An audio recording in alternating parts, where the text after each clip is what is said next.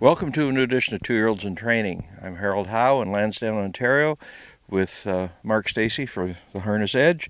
Mark, we've got 10 of yours out here out of a. How many did you go in the winter with? Is 23? We had 26, I think. Which was the largest number you've ever had. It is. Yes. And love them all. Most of them are going pretty decent. The 10 we got, but there's probably another 7 or 8 or 9 that I could have probably showed if we had time. They could be kicked off the island. There's a couple that would probably get that way. Yes. All right, let's start off with Starlight Beach. This is a Some Beach Somewhere filly, homebred, and you raced the mother, Rock and Roll Diva. She only made 9,300, but she has had Diva's Image, who made 226 for you. And I guess, at first glance, one wonders, with just making 9,300, what led you to step up the plate to Some Beach Somewhere?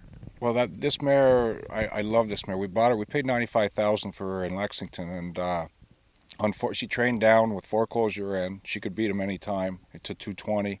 Unfortunately, she cracked her pastern very, very badly and put 3 or 4 screws in it. We tried her back at 3. She never was the same. She raced 2 or 3 times. I think she won at 56, but I just knew she had so much talent that I always wanted to breed her, to the best. And we tried, I think, who was a Better's Delight first. We got a small foal, Diva's Image, but a really nice, good racehorse. So anyways, we went to the best. We tried Some Beach Somewhere, and this is what we have. And she can move along pretty good. And she's also has a yearling right now at Sunshine Beach. Yeah, good. Okay, training with her was Protect Blue Chip. This is an American Ideal filly that was bred by Blue Chip, of course, and she's full sister to American Firewater, New York sire stake horse. Not a champion last year, but made about 70 grand. You give 25,000 at the Goshen sale. How'd that come about? Yeah, well, every year we go to Blue Chip and on their open house, and it just happened to be that I seen her there, and she was very correct and everything, and turned her in the paddock. She just flew in the paddock, and not real big, but I had a brother that you just mentioned that did okay, I think, and so anyways, I had a friend that was standing around the ring, and I just told him, I said, watch that filly. If she's sold decent, then we'll try to buy her, and we did. So. But I quite like her, and hopefully she'll be a nice New York filly. Okay. Move on here. Sweet Talkin' Hall. This is a Muscle Hill colt, 75 out of Lexington from Walnut Hall Limited and Burnham Wood Farm. 4th foal of the dam and the most expensive one. You must have liked him. Well, I did. Like conformation and body-wise, he really caught my eye when I seen him there, and he's the first Muscle Hill. The other ones, I think, were Dewey, Cheatham, and Howe, so I think that's definitely a pick-me-up right there, I hope. But no, yeah, he was very eye-catching at the sale, and I think he sold a little cheaper, actually, because he's off a Chip Chip Hooray mother. But he moves along nice. He's still green, he gawks at stuff, but I quite like this guy. Training with him was Northern Ruler. This is a Cadabra, 58,000 out of the Canadian yearling sale. Breeder was Northfields Farm. And what's interesting here is some people may have missed, the dam just missed winning the Mary Annabelle. And she's left one already, Celebrity Brigatti, who won 132,000. This fellow, Northern Ruler's 3rd foal, again the most expensive. You like to spend money? Well, not really, but you know what? I think I was in around the 30s. This guy sold in Flamborough, and I was in around the 30s, and I jumped out and ate a sandwich or a hot dog or something, and then he was kind of caught around 55. So 5 minutes later, I think I turned around and I made one bid at 58, and we owned him. And you know what? I'm really glad we do, because this guy, he's probably one of the best moving trotters I have right now. One of the most expensive hot dogs you've bought lately. It was. Well, maybe not. We'll see. This summer will tell. Okay, moving on, we've got Wishes Hall.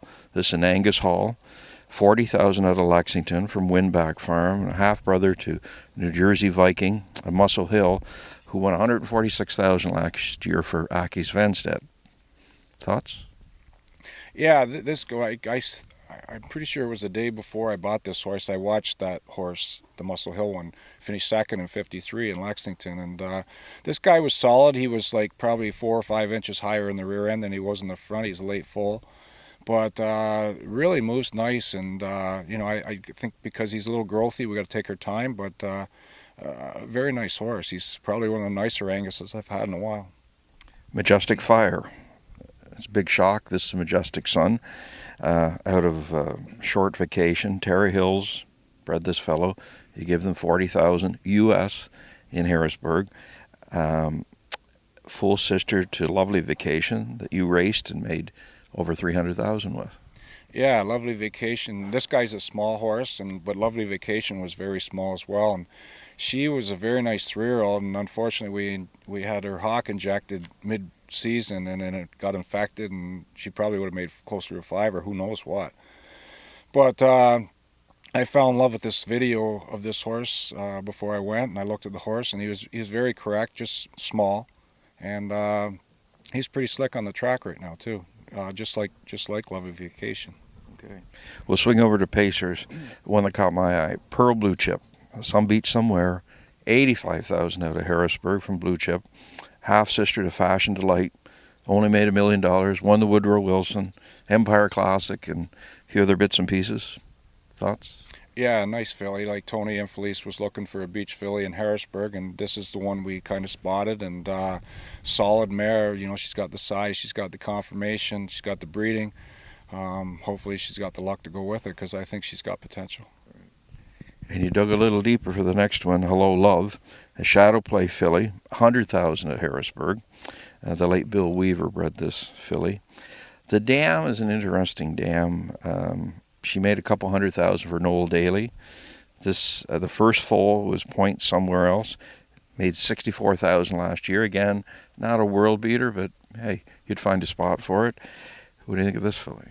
Well, we were desperate for an Ontario bred for the Landmark Stables, and this filly was probably one of the nicest looking Ontario breds that I seen at the sale. Desperate's not a good way to go into a yearling sale. Well, it was getting late, later in the sale, and in Forest City was already gone by, and that's what they wanted was an Ontario bred. So, but hey, she was probably one of my top picks, conformation and body wise.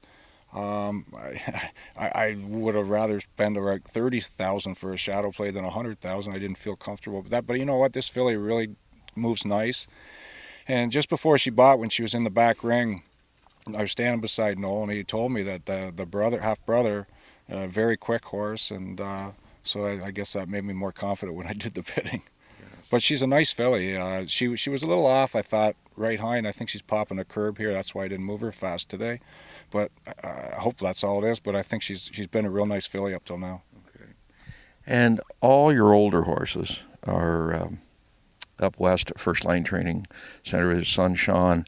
Just in a general comment, that group, how do you feel about it here in mid-April? We got some nice, I hope, some nice 3-year-olds. We got a few 4-year-olds this year too. We got Linwood Beach Girl coming back. Forever Liza was a nice mare last year. Sass and a couple others. But I'm keeping my fingers crossed on Who Said Not To. He was lightly raced last year. He had a little cold soreness early on, but he finished off pretty good. And he's paid into the North American Cup, so I'm hoping he'll be good. I have a pacing mare called Party Beach, some beach filly that I've always been high on. So with a little luck. And when you look at the group, again, for mid-April, 3.5 months into the year, you feel as good as you can be? Yeah, I think, we had a decent year last year, and I think we got a little bit better of a stable this year, providing, nothing goes wrong. Yes. Okay. Well, Mark, thanks very much, and we'll talk with you soon. Great. Thanks, Harold. Harold Howe, Mark Steacy, 2-year-olds in training.